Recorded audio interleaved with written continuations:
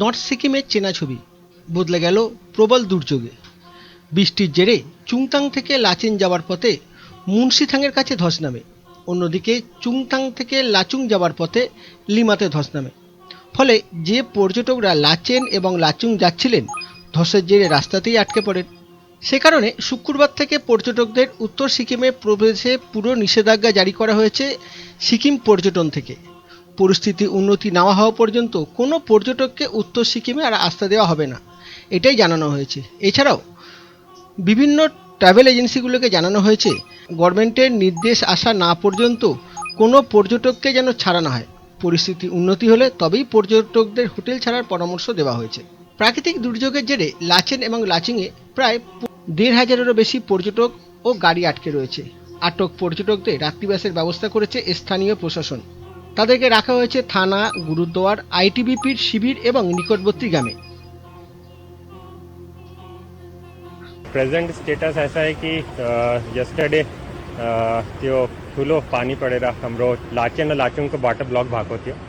So that is why there were tourists stranded at two places. First is before Chungthang. Those who were going to Lachen and Lachung, so they had taken shelter at different places like Gurdwara, and there were local peoples also and ITBP camp. So all those people who were at the Chungthang, they are returning back.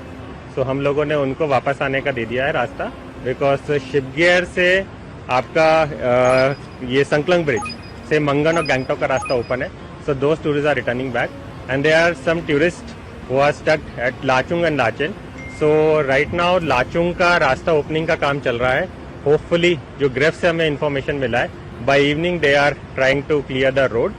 So right now जो tourist Lachen और लाचुंग में है वो अपने अपने hotels में ही है, और हमने इंस्ट्रक्ट किया है वहाँ पे लोकल एडमिनिस्ट्रेशन को भी, police is there and SDMs are there. So सब अपने होटल में ही फिलहाल स्टे करेंगे, और मोस्टली शाम तक रास्ता ओपन होने पे उनको भी सेम रास्ते से वापस से আবহাওয়া দপ্তরের পূর্বাভাস অনুযায়ী আগামী ২-১ সপ্তাহ আরও বৃষ্টিপাতের সম্ভাবনা রয়েছে বলেই জানানো হয়েছে। তাই নর্থ সিকিম ভ্রমণ করার আগে পরিস্থিতি সম্পর্কে, আবহাওয়া সম্পর্কে ভালোভাবে জেনে নিয়ে তবেই ঘুরতে যাওয়া উচিত। না হলে যাবেন না।